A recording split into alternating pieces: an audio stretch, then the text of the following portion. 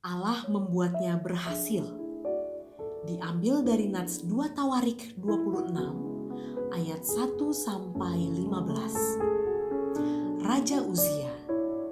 Segenap bangsa Yehuda mengambil Uzia yang masih berumur 16 tahun dan menobatkan dia menjadi raja menggantikan ayahnya Amazia. Ia memperkuat Elot dan mengembalikannya kepada Yehuda. Sesudah raja mendapat perhentian bersama-sama dengan nenek moyangnya. Uzia berumur 16 tahun pada waktu ia menjadi raja.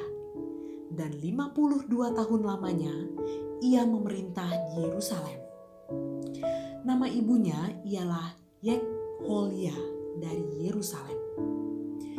Ia melakukan apa yang benar di mata Tuhan, tepat seperti yang dilakukan Amazia ayahnya. Ia mencari Allah selama hidup Zakaria. Ia mengajarnya supaya takut akan Allah. Dan selama ia mencari Tuhan, Allah membuat segala usahanya berhasil. Maka, majulah ia berperang melawan orang-orang Filistin dan membongkar tembok Gat, Yapne, dan Asdod.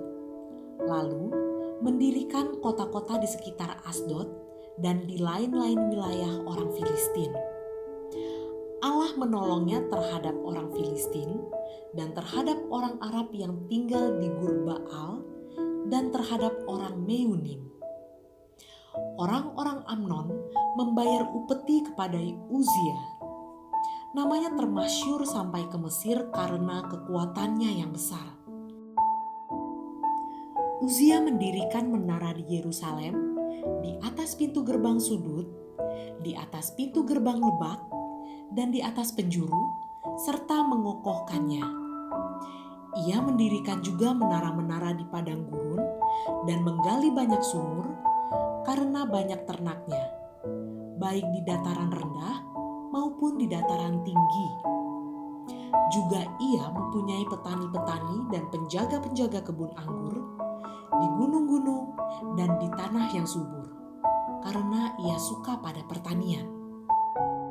Selain itu, Uzia mempunyai tentara yang sanggup berperang, yang maju berperang dalam laskar-laskar menurut jumlah anak buah yang dicatat oleh panitera Yeiel dan penata usaha Maasyea di bawah pimpinan Hananya, salah seorang panglima raja.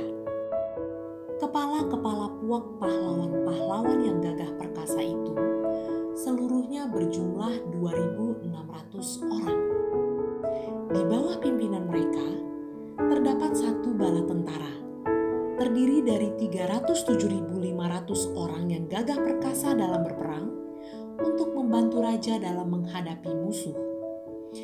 Uzia memperlengkapi seluruh tentara itu dengan perisai, tombak, ketopong, baju zirah, busur, dan batu umban. Ia membuat juga di Yerusalem alat-alat perang, ciptaan seorang ahli yang dapat menembakkan anak panah dan batu besar untuk ditempatkan di atas menara-menara dan penjuru-penjuru. Nama raja itu termasyur sampai ke negeri-negeri yang jauh karena ia ditolong dengan ajaib sehingga menjadi kuat. Banyak orang senang mendengar kata keberhasilan, terlebih lagi kalau dirinya sendiri yang mengalaminya. Seseorang cenderung menghindari kegagalan karena dianggap merugikan dan tidak berprestasi. Dalam realita hidup manusia, keberhasilan dan kegagalan adalah biasa. Ada kalanya kegagalan berulang kali menjadi proses untuk mencapai keberhasilan yang besar. Hal terpenting adalah apakah seseorang bisa finishing well atau mengakhiri dengan baik. Perenungan kita didasarkan pada kisah hidup Raja Uzia yang baru saja menggantikan ayahnya Amazia. Kehidupan Raja Uzia begitu berhasil karena Tuhan sendiri. Faktor lain adalah respons dari sikap pribadinya dan mentor yang mendampinginya. Tuhanlah yang membuatnya berhasil. Intervensi Tuhan diresponi dengan sikap Raja Uzia. Respon Uzia adalah sikap dan tindakan yang mencari Tuhan serta hidup takut akan Allah. Hal itu merupakan hasil mentoring dari Zakaria yang mengajarinya. Uzia juga bertindak benar seperti Amazia ayahnya. Jadi, faktor penentu keberhasilannya adalah Tuhan. Keberhasilan itu kemudian perlu direspons dengan baik oleh diri sendiri. Tanpa respons yang baik, Uzia bisa saja mengalami kegagalan.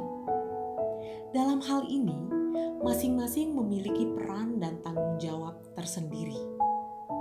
Mengabaikan yang utama pastilah akan mengalami kegagalan yang fatal. Begitu pula mengabaikan sikap hati pribadi dan orang lain juga berpotensi menggagalkan hidupnya. Mentoring yang benar dari orang lain juga penting karena mempengaruhi tingkat pencapaian keberhasilan seseorang. Bagaimana dengan hidup Anda? Banyak gagal atau berhasil? Cobalah mengidentifikasi kondisi hidup Anda saat ini. Perlu juga untuk mencari mentor yang bisa membimbing dan memberikan nasihat yang baik dan objektif. Sebab, mentor bisa melihat sisi lain dari hidup kita secara jelas dan objektif. Selain itu, kita harus mengutamakan Tuhan dan hikmat-Nya agar bisa membuat keputusan hidup yang terbaik. Hiduplah bergantung kepada Allah, bukan diri sendiri. Seperti nasihat Amsal 3 ayat 5-7, di mana kita perlu dengan konsisten hidup benar dan takut akan Allah. Keberhasilan kita ditentukan faktor Tuhan yang diresponi dengan benar oleh diri sendiri serta nasihat orang lain atau mentor. Kiranya Tuhan menolong kita.